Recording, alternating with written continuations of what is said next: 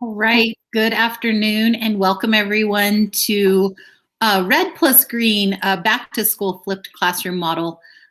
We are hoping that you can join our Pear Deck today. You can see the code right up on front of your screen. This can also be dropped in the chat for you. If you go to joinpd.com and enter the code, then you can play along with us today as we introduce Flipped Classroom and how this could be a model to incorporate both in-person and at-home students as we return to school. So I'll give everyone just a minute to please join our Pear Deck, either by joinpd.com and the code or the link in the chat.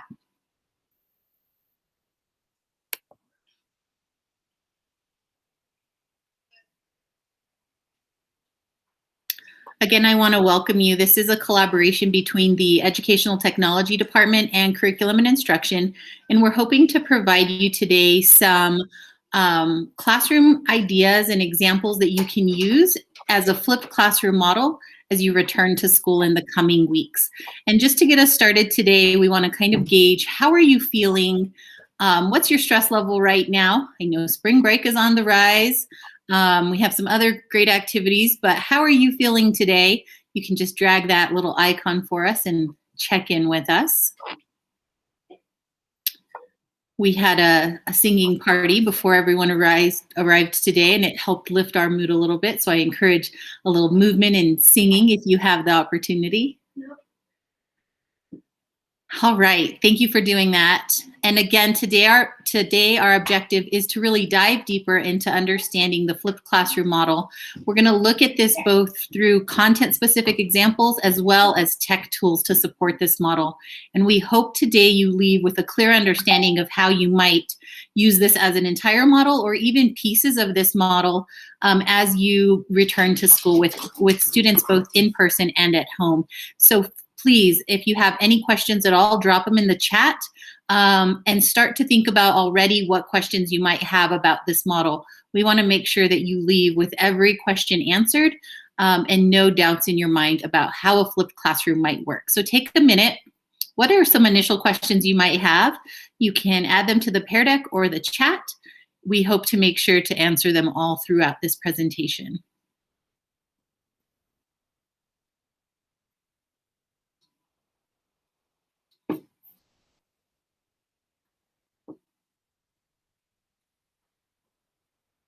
As we continue to move forward, hoping to, again, answer all the questions that could have popped up for you today, we're going to start with some content connections. Oh, let's see. Do we have any questions? We do have some. I just see some people are still typing, so I'm going to turn it on student pace so they can finish their thought as we move on. Perfect. Thank you, Rachel. All right, so for a flipped model today, we're going to start with some content considerations, really bringing up the instructional strategies for what this might look like, and then move into some content examples, giving you some exact ways that this could look in your classroom, utilizing both ELA and math opportunities for you and your students, and then work through some tech solutions as well. If you have any questions along the way, we encourage you to add them to the chat. We will have a time following this presentation as well to dive a little bit deeper and make sure that all the questions have been answered. But to start off, let's think about what a flipped classroom might look like compared to what a traditional classroom might be.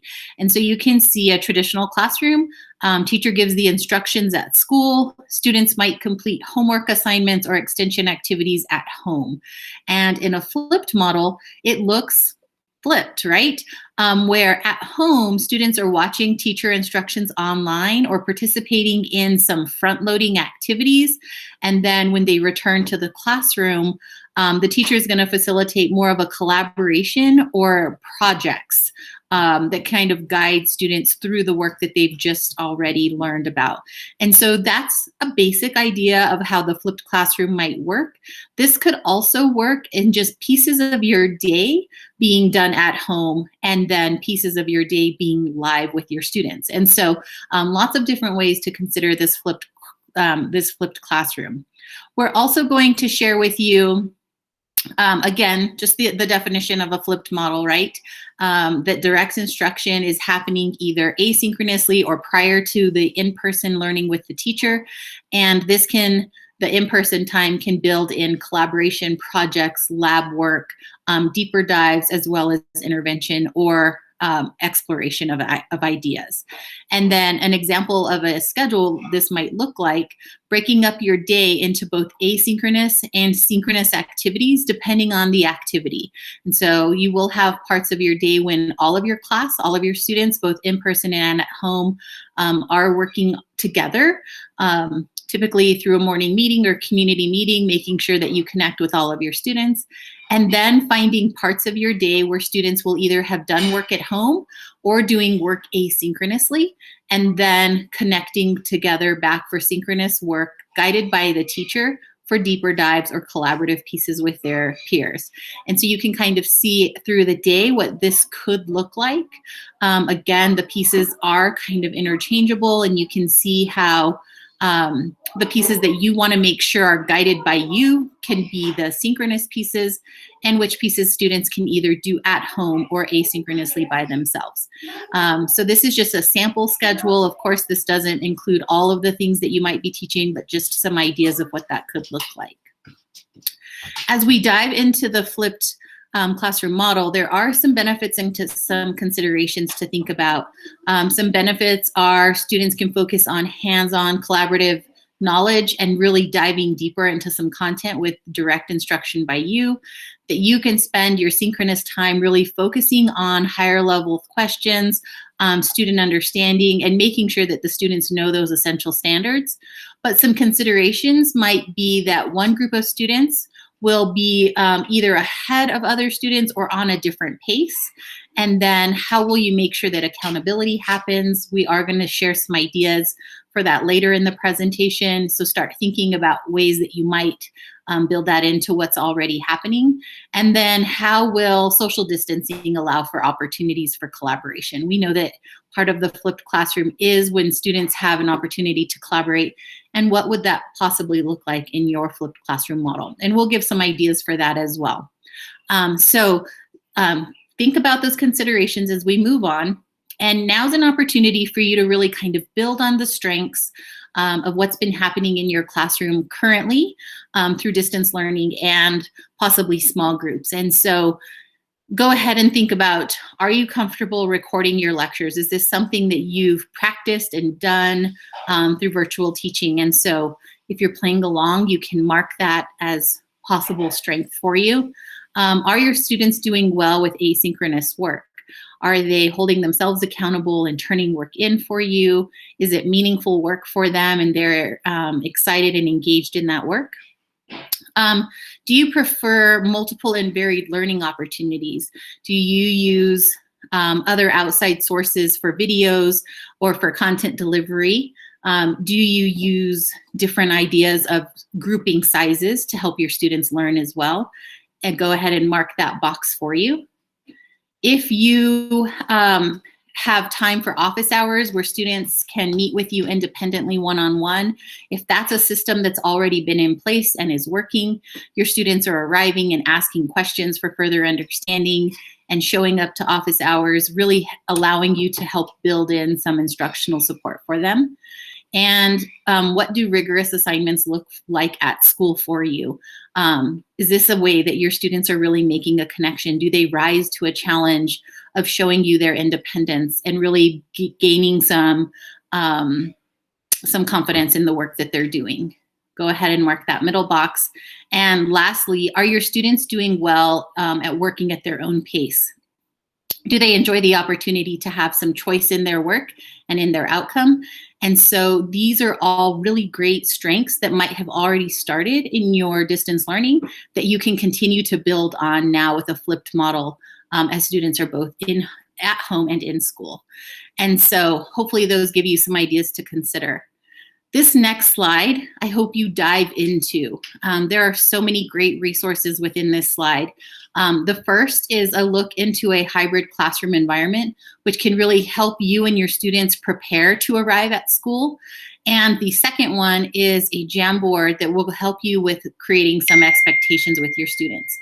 Both of these ideas can be done prior to students arriving on campus, and we encourage you to take some time as your students anticipate returning to the classroom and use both of these documents to really help them build on some knowledge of what school might look like once they return. And so if you click into that hybrid classroom environment, it's also an interactive pear deck that you could make with your students, and they can navigate their own workspace, see images of your classroom as they anticipate returning to school. You could maybe even build in a broader section that's beyond your school, or beyond your classroom, and include images of your whole entire school site, so that students really know what spaces are for them, how they know that they're going to be safe, and really lower that anxiety and prepare them to return to school. There's a lot of great tips and tricks in that document that have been provided to us from a SPED in the Red teacher who's been teaching both in-person and at-home students all year. And she has some really great advice added into that document. So please take a moment to look at that. Also, the idea of setting expectations. I know we'll talk a little bit more with Molly in just a minute, but really getting your students prepared for going back to school prior to getting there. These can be some great activities that you can build into your current distance learning prior to students returning in, and they'll be much more successful once they do re-enter at school. The anxiety will be lower, they'll know what to expect, they'll have visuals. Remember that some of our youngest learners might have never even entered the school before, and so using some of these to help organize the space and the expectations for them can really help set your classroom up for success. And so Molly's going to dive a lot deeper into those expectations. Oh, thank you, Andrea. So essentially, the recommendations from your behavior support specialist team is that we take the time now to start really diving into those routines, procedures, and expectations explicitly. Setting them now and starting to think about them now will help with the transition, so that when students get to school on that first day, they'll already have an idea of the way that they're expected to behave and how they'll interact with their environment.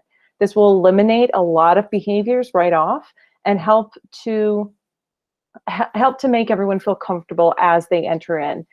So that's something that's going to need to be done explicitly and also retaught frequently.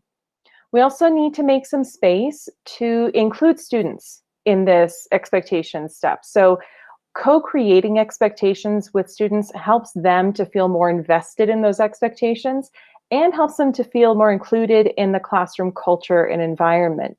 There's a lot of culturally responsive education reasons behind this as well. It helps students to have voice in the classroom.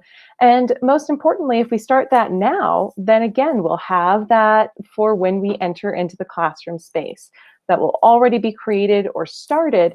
And that way we'll have an idea of what is expected of our students when they enter their space, and they'll have that idea as well. And then also explicitly planning for how we're going to provide reinforcement, both positive and corrective, is going to be very helpful for us as teachers as we make this transition. Having somewhat of a script so that I can be prepared when I see something that's great, or a quick response that I have in my pocket for when I need to provide corrective feedback. Having that planned ahead of time helps to make sure that I'm not responding emotionally to behavior, and which helps to prevent further behavior from spiraling. And it also helps me make sure that I'm providing more positive feedback than corrective. Ideally, we want to aim for that 5-to-1 ratio of positive to corrective feedback. If we're hitting that, then we're really doing a great job of building relationship and building up our student self-esteem. These are going to be very helpful when we re-enter the classroom environment, because it's going to be a tough transition, not only academically, but emotionally. And we want to address that as much as we can on the front end so that the transition overall is smoother and so that we can have that rest of the school year feel more positive and community-esque. We're also going to make sure that we prioritize social and emotional learning and teaching. So this is a recommendation from the BSS team for a lot of reasons. By teaching it explicitly, we're setting up for a lot of great things in the rest of the school year. There's a lot of research that demonstrates to us through CASEL that if we are focusing on explicit SEL instruction, then we're also preventing behavior and improving classroom community. These are great things if we hope to have a smooth finish. Also, implicitly teaching it by blending SEL into our academics helps to make those SEL skills more applicable to our students and helps to connect these two topics together more fluidly. It also helps our academics to be more successful because SEL skills are student skills as well at the end of the day. If we want goal setting or if we want perseverance, these are SEL topics. And then the background, the foundation for all of this, of course, is developing and maintaining authentic, supportive relationships. So already you've all developed beautiful relationships with your students. This is going to be something that we need to make sure that we're redoubling our efforts on in the face-to-face setting, because now we're also bringing in some social structures that are harder to navigate for many of our students. We're bringing in some extra emotions and some extra baggage that we bring to school with us every day, right? So we need to make sure that we're focusing on that maintenance of relationship between ourselves and our students and between their peers, so that we can build the rest of these recommendations up as strongly as possible. That foundation, as I said, is relationship. If we have relationship, then learning is more effective, social emotional skills are more effective, expectations are easier to follow, everything falls into place more easily. So that foundation of relationship is really the foundation of all of our recommendations from the BSS team.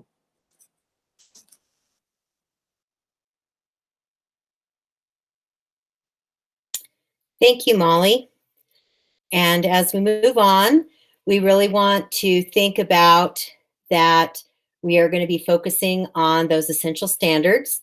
So we want to remember that our primary objective is to build off what is already working well in our virtual classroom as we bring students back into our classrooms. So these are some content-related recommendations for K-5 teachers, and the recommendations here are applicable to any content area. So this is not just for one content like ELA or math. This is for any content that you're going to be presenting to students. So because we are balancing our time between synchronous and asynchronous, we need to consider what must be taught with the students and where the students are themselves.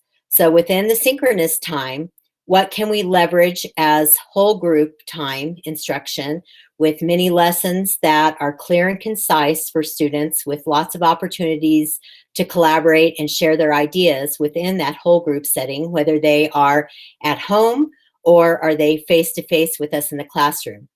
And then within the asynchronous time, what can we prioritize and differentiate in our small groups to ensure that we are reaching all of our students in our classroom while also building that stamina for them to be able to do independent work.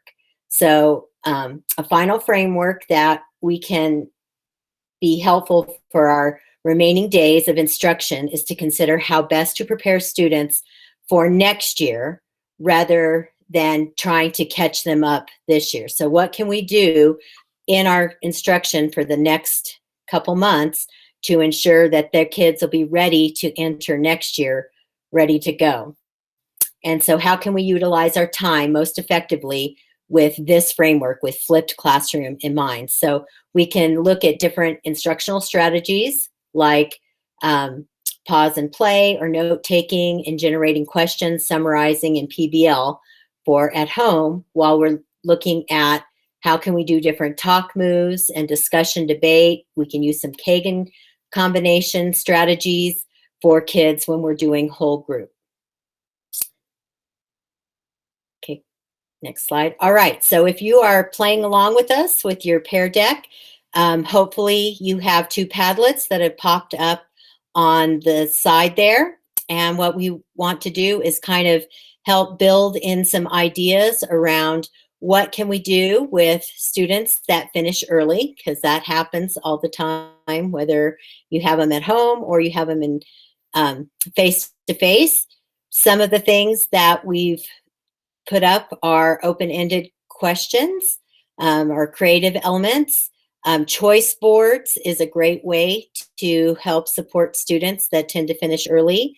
Extension activities and investigation activities. So We're hoping that you will help us by adding your thoughts onto what you have done successfully this year around the idea of early finishers.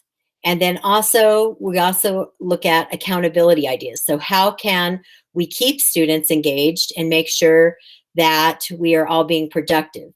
Random name pickers are one. Volunteer report backs when they're in small groups.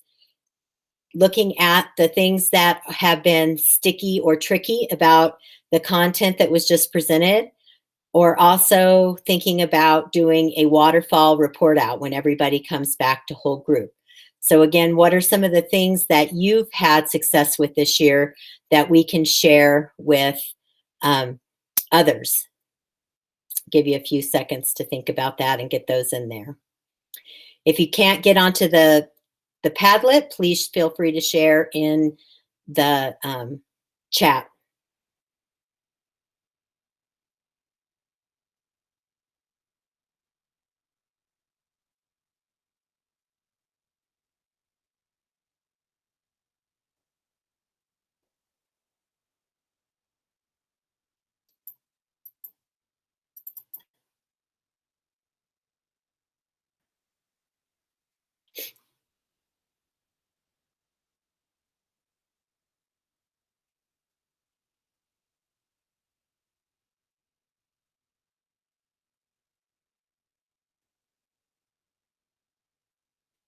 Okay, thank you for sharing with us. So for today's professional learning, we're going to focus on these 3 tech tools to maximize the ability to effectively use the flipped classroom model. We're going to focus on flipgrid, pear, and Screencastify. We have a couple of curriculum examples using some of these tools to show you how they might look in your classroom. And remember, again, these are only examples, and you may already have some curriculum examples of your own utilizing these tools. So play along and circle the tech tools that you're familiar with so that we get an idea of what you may already have some experience with as Rachel shares how to use these tools within a flipped classroom. So this is a Pear Deck slide that we are using, and you can edit the questions, ask students a question in the Pear Deck. For station, oh, we're not in station rotation, but for flipped classroom, we can use these tools, and they're going to come up back to you again in just a little bit and focus on these tech tools. But for now, to show you how to use them within some examples, I'm going to turn it over to Kathy. Well, thank you, Lori. So next we are going to connect the flipped model to our K-5 district adopted curriculum so that we can see some concrete examples of what our curriculum would look like in a flipped model. Though maybe it wasn't made for that model, with some tweaks, you'll find that it can work for you in your classroom. So in front of you, you see a 2nd grade ELA standard. We're going to look at 2nd grade ELA first, and then we're going to look at another example with a 3rd grade math standard. So as Lori said earlier, we definitely want to focus on the essential standards. It is not about catching them up on every standard for 2nd grade. It's not about that. It's about preparing them as much as we can for next year, which means solid instruction. So keeping it focused on those essential standards is critical. And in this standard in front of you, RL22, students are expected to recount stories to focus on a message, a moral, a lesson from that story. And so one method that's used in our curriculum is a close read of text to really examine and get to that lesson and moral of a story. Now, in a flipped classroom, what this might look like is a student reading and interacting with a text before they come for a lesson that's directly targeted to finding that central message and really honing in on what the lesson is of a story. And on the next slide, we see that in Benchmark, how this is structured for grade 2, unit 6, week 2, is through an extended read. And it's using the story of Foxy Garden to teach this particular standard. And here on the left, you'll see how it is typically structured. In the curriculum, it is written as 2 mini lessons over the course of 2 days. where in day one, a teacher would read the story and the students would read again an underlying key story event. And on day two, students would reread the story and talk with a partner to retell, referring to text evidence. And so this is kind of nicely structured to be taken apart into two pieces. And when we're looking at flipped classroom, we want to ask ourselves the question, what can our students learn on their own? And what do I explicitly as the teacher need to teach them? So our students can interact with the text and do that day one element without the teacher. And then when they get to the collaboration where they're retelling the story with a partner and referring to text evidence, that's an area where they would likely need a lot more support. That is the higher, like the higher level skill for a student. And so the way that this is structured, we could take it apart and say, we're going to spend more time on the higher level skill and have that guided with the teacher. And I'm going to leave day one, the material I think my students can do on their own, as the flipped material. And on the next slide, we get to see what this looks like. So here is the story. This is the consumable students would have in their hands. You can assign this through benchmark so that the students have some accessibility features. But you could also put it into a Jamboard where students can read and interact with the text. And this is where those technology tools become really handy. So this is the story students would have to read. You could record yourself reading this. You could have students read it themselves if that's where their skill level is at, or using benchmark tools, have the students read it within the Benchmark Universe platform using those accessibility features. And on the next slide, we show what it can look like when students are interacting with the text. So using Jamboard, and this is linked so that you can go and check this out, but a student can circle the text, do those activities that are asked of them in the benchmark curriculum, underlining key details. You could also have them answer questions. The teacher can pop in sticky notes and make a copy for each student so that they can answer, how do we know that bear is selfish? So getting to some of those, doing some preliminary thinking to get to the moral of the story. Draw a picture of bear selfishness. And this particular example has each page of the story with a different set of questions for students to consider, so that when they come to you in your classroom or when you're working with your students in a small group setting, you can dig into a rich conversation about the moral of the story. The students will have so many opinions about Bear and Foxy that they can have this rich discussion together that really solidifies their understanding. And that's why the flipped model works so well for getting to those deeper levels, because students can handle some content. You have to be able to let go control a little bit as the teacher in order for this flipped model to work. And so this is that second grade example. On the next slide, I have a third grade example from math. Ooh, and these slides are actually switched. Rachel, will you go forward and then I'll have you go back and then forward.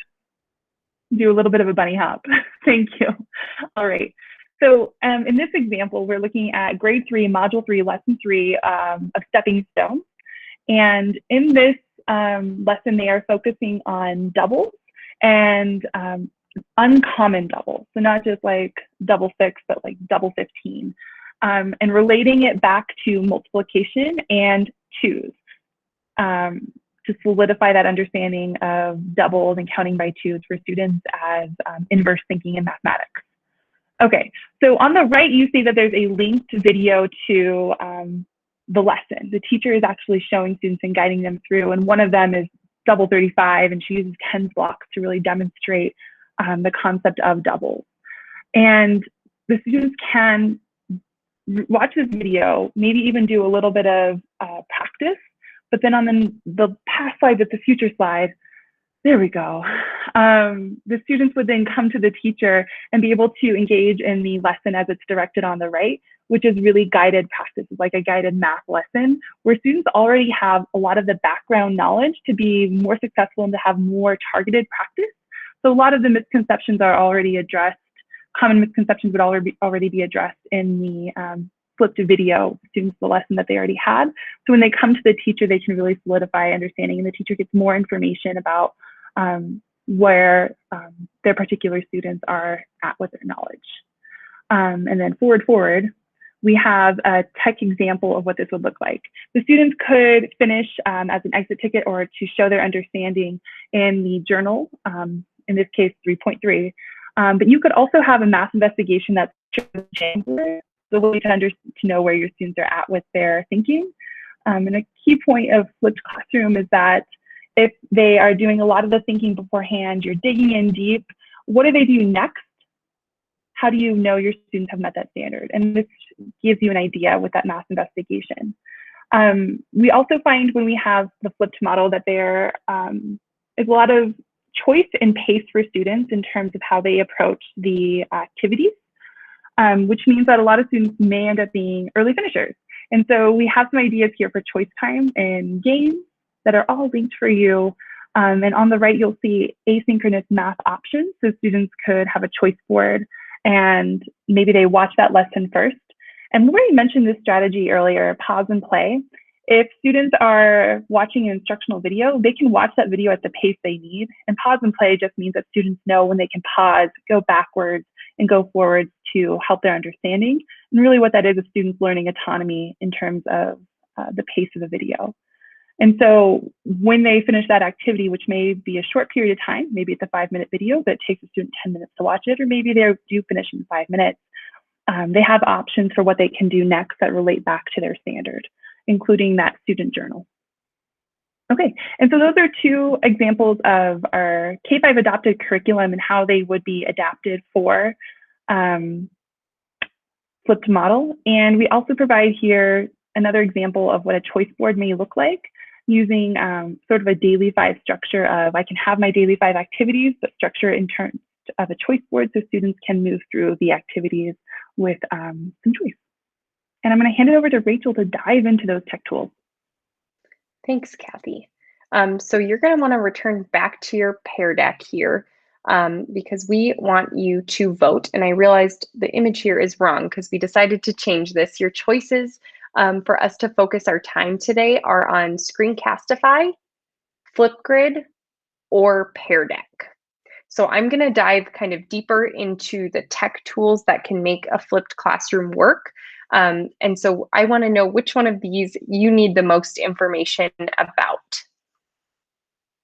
Looks like we have all of our votes in, and Pear deck is the winner again. So I will still cover all of the tech tools, but I will just make sure we focus a little extra time on Pear deck and leave some room for conversations around that. I'm going to go ahead and release this into student paste. So you will be able to go back and forth between the slides now. As we come back towards the end, I will lock us back in for the final slide, but know that you can kind of browse around at the moment. So the first thing I wanted to direct your attention to, and I do have to give credit, as we mentioned at the beginning, this was in collaboration with EdTech, so they provided a lot of these tools and resources for us today. So I'll share information about them later, but I just want to make sure they gain some credit. But this first resource here is HyperDocs.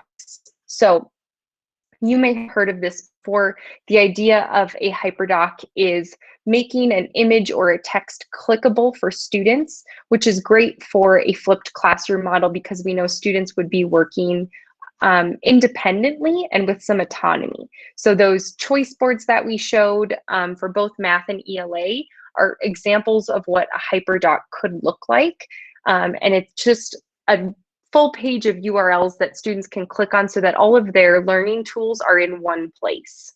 So this is just a collection of resources for you. They have some templates that you could use, as well as some ideas of things that you might utilize in a HyperDoc for your students.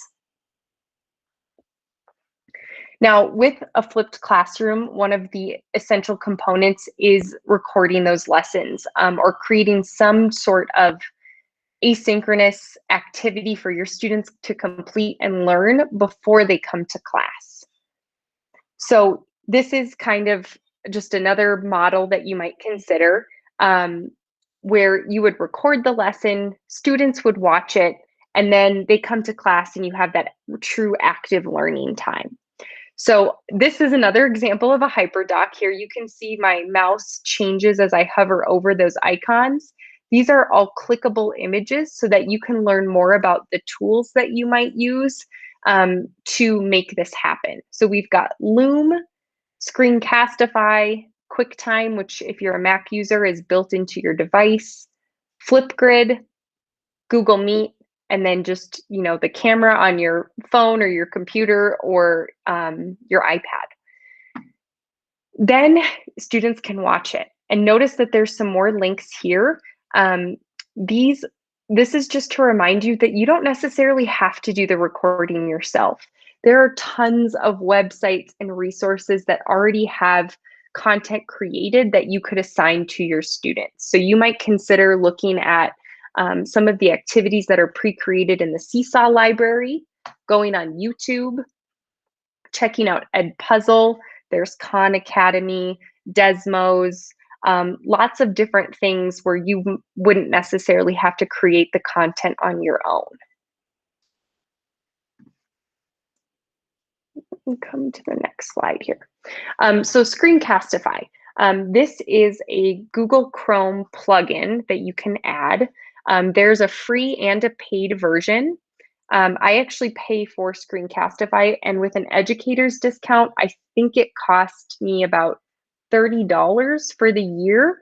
So it's not too bad. And the difference there is that the paid version gets you unlimited recording time, which you can definitely work around it. The limit is 5 minutes for videos, which I think is a pretty good limit for elementary age students anyways, if you can keep those videos nice and concise for them. So it's definitely workable. But you can also use Screencastify to narrate a slide deck. So if you build an activity in Google Slides for your students, you can record the audio over that and embed that in for your students. You could also do it to send messages for your students. So if you have students that will not be coming back at all, but you still want to create an extra connection for them, you could always record a video and provide some feedback for them that way.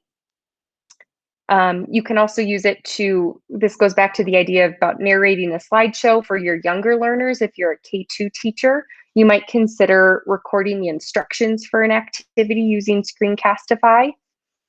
And then also, if you happen to need a sub for sometime in the spring, this can be another great way to provide notes for the sub, or also to record a video so that you're still the one doing the teaching and the sub is there just to monitor your students and facilitate some more learning. So EdTech put together these great resources. They have a kind of one-pager PDF here. Again, this is linked if you click on the image. And that's kind of just a quick start guide for how to use Screencastify with step-by-step instructions and some screenshots about what the platform really looks like. And then they also have a slide deck here. So there's some more videos and examples of how you might use Screencastify if you're in a place where you need that. And it seemed like most of you were familiar with Flipgrid, so I'm going to kind of fly through this because you know that it is a tool that you can use to engage your students in discussion and collaboration. They can respond to each other and record themselves reading aloud or answering certain questions. I love the idea for Flipgrid in a flipped classroom model because it can connect your homies, the kids at home, and your roomies, the kids in class with you. So it gives them a chance to still connect with one another and share ideas. I'm going to come ahead to our resources for this. So again, EdTech has their one-pager here with a quick start guide. I can't take credit for the homies and the roomies, Deborah. We got that from another teacher and I thought it was hilarious. But we have our quick start guide here if you haven't used Flipgrid yet, how you might do that. And again, this could be another great tool for that asynchronous work to get your students to engage in some of the content before they come to class. And then there's the slide deck with a self-paced Flipgrid course that you can take if you need some further instruction there. Okay, but most of you were asking about Pear Deck. So that is what we are using here today. And you'll see, you've already seen a couple times today where I let you go free in student paced mode. And then I locked you back and pulled you back onto this screen here for instructor paced mode. So Pear Deck is another Google add-on. And I'm actually going to come out of, well, actually, I need to pull it up. I'll show you where those tools are at in Google Slides. But the EdTech department did purchase premium subscriptions for Pear Deck this year, and they have already secured this for next year as well. So if you haven't tried Pear Deck, you might consider trying it out, knowing that we do have it for next year as well. So I'm going to come over to my tab here and do just a little bit of a demo for you. So we built this entire slide deck for you today in Google Slides. And then on my menu bar, I click Add-ons and Pear Deck for Google Slides. So I'm going to open that up. And I've got my sidebar there. And that's just really another toolbar that I can use to integrate these interactive slides in my presentation. So one of the things we did here for you at the beginning was to ask what initial questions you had about coming back to school. So I chose that from their template library. I just went down here and found, whoops, I guess that was at the,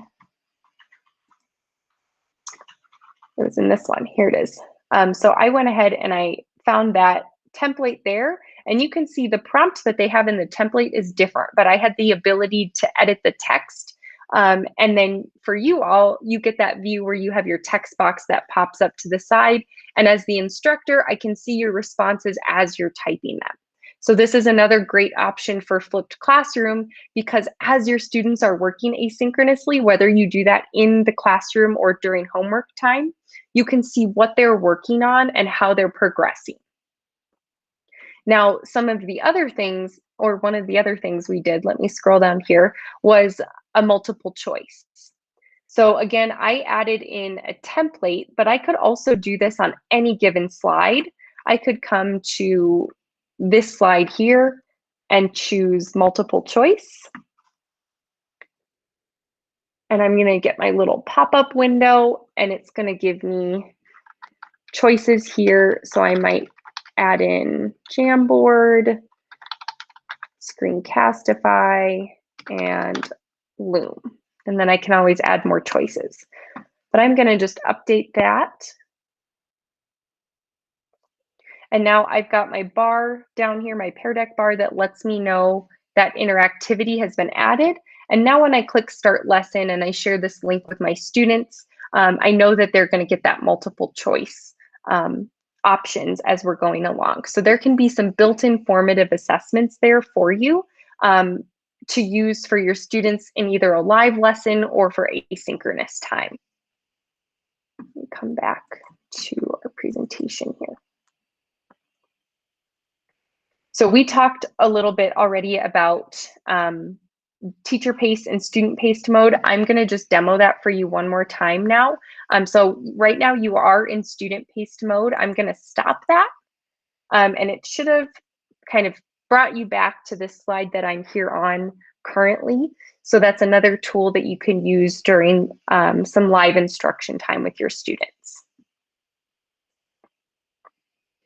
Again, we have resources for using Pear Deck, the one-pager with screenshots and written instructions, as well as a self-paced Pear Deck slide deck that EdTech created for you that you might consider using if you'd like to learn more about that.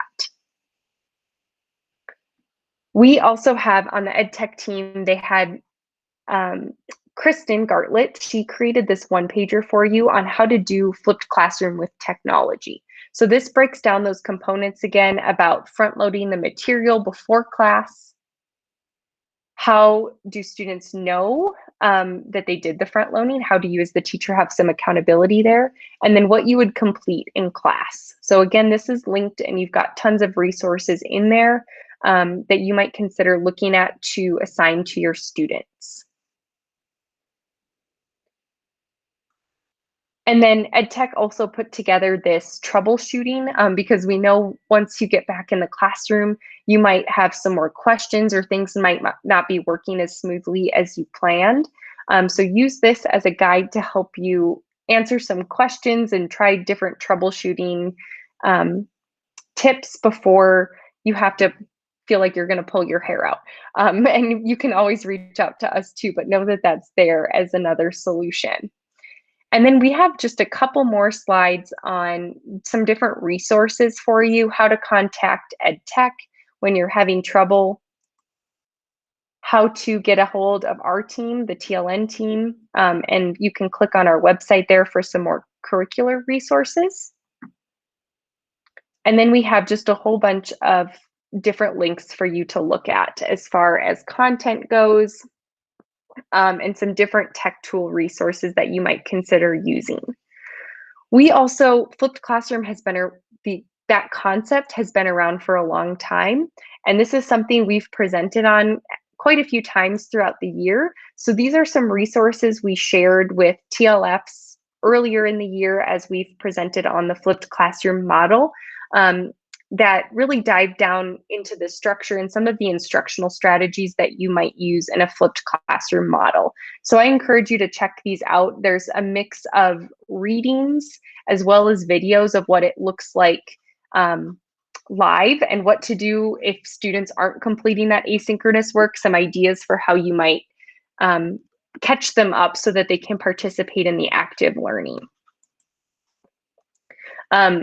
EdTech also put in this resource here for you to have some more ideas on using breakout rooms if you choose to do that in a flipped model to, again, connect your homies and your roomies.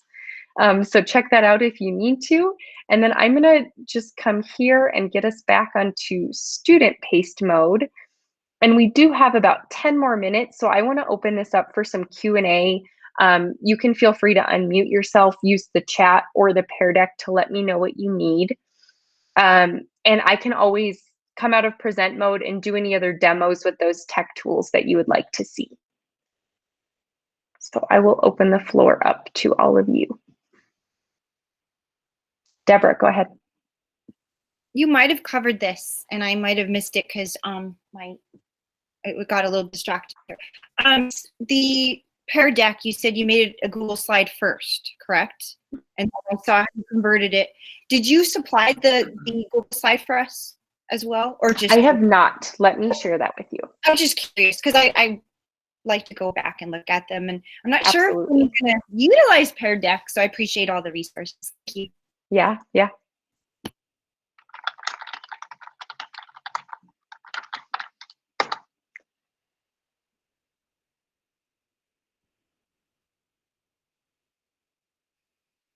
What other questions can I answer?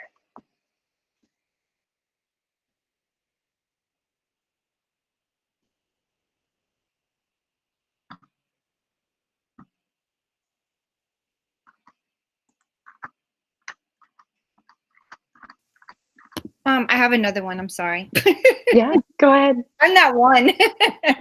I posed a question in the beginning. The flipped model for when we return, they can get like DUOK 1 at home or recorded or that, and then they just could build with you with all this. Okay, all right. Yes, that's a great way to think about it, Deborah. And you'll notice too, we did actually end up modifying the schedule for this flipped model compared to how we did it in our overview session. Yeah. And that's because we now know that most students are probably going to come back rather than those A and B groups that we were originally looking at. Mm-hmm. And so you might also consider doing what we call an in-class flipped model. So that would mean that all of your students get on their device to do a mini lesson by themselves in the classroom with you, and then you break out and do those deeper level questioning or activities hands-on to make sure that we know that some students won't do homework at home and complete that lesson that you're talking about. So that's just another variation, and I just wanted to re-explain that change again. Gotcha. Our 90-day plan thing is focusing a lot on DOK, so I just wanted to clarify that. Thank you. Yeah. And I see also in those initial questions, somebody asked about using flipped classrooms for like specialist teachers, like librarians or art teachers, and that could absolutely be a great solution. Yes. Hi. I'm Renee Ventana Ranch. I'm the librarian teacher librarian. What my question is, I don't know how long our classes are going to be, if I'm going to be at my standard 40 minutes or my 20 minutes. In general, I've just been using chat boxes, Jamboards for kids to respond to my read alouds. But I'm kind of wondering, like, how is this going to work? And of course, I have to get together with other librarians and with my bosses at school and just determine if I still do have a really short class, how can I be presenting to the kids, the roomies, the ones with me, at the same time doing something, with the kids at home. You can't be moving around at all. So I'm just trying to figure out how to do that. And that may not be a question for you guys. No, it absolutely can be. And we can, once you find out more about your schedule, I'd love to talk with you more. But I do think a flipped model could be a good solution for you, because you could record that, the meat of the content for your students and assign it to them, maybe a week ahead of time, so that they have enough time to watch it. And then when you actually have them there with you in person, you can do some more of those hands-on activities and create some asynchronous activities for your students that are at home. So I definitely think that's an option, especially if you're crunched on time, because then students can complete this, watch the recording or do the asynchronous activity at their leisure, but that you can dive into some deeper work with them in school.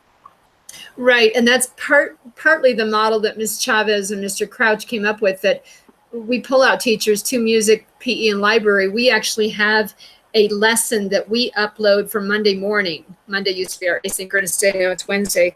So we have an additional lesson, tacked on with our regular 20-minute sessions, because we had to double up classes because we have such a huge school. So anyway, bottom line is just that I've already got that where I have basically 2 lessons for the week, but the kids are doing it in their off time, in their free time. I'm just wondering, maybe a choice board is a good choice too, that while I'm working with kids at school, the other kids are doing that, especially if it's going to be really short. And I've used Screencastify. That could be a time saver for you too. I imagine if you had a choice board for your students at home, that could last them maybe a week or 2 of library, then you're not having to reinvent the wheel every time you meet with them, but it's something that they could go back to, and then they'll eventually cross everything off that choice board too. Okay. Yeah, that sounds good. We don't know, what our schedule, every school seems to have a different crazy looking schedule, what it's going to be. So trying to talk to other librarians or other, specials teachers, it's sort of a moot point. Also, we'll probably be given extra duty. I may be doing some reading groups in the afternoon. We don't know yet, right? Right. But I appreciate the help with this, and all of these resources we can find at EdTech. Is that right? Yeah. And also I shared the link to the slide deck here now. So all of these images and things are clickable, and it will take you directly to the resource. Okay, great. Thank you so much. I appreciate your help. Yeah, of course.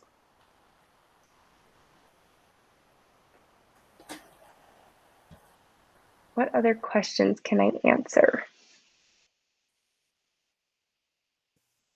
Thank you very much. Bye, Deborah. All right, I'm going to go ahead and stop sharing.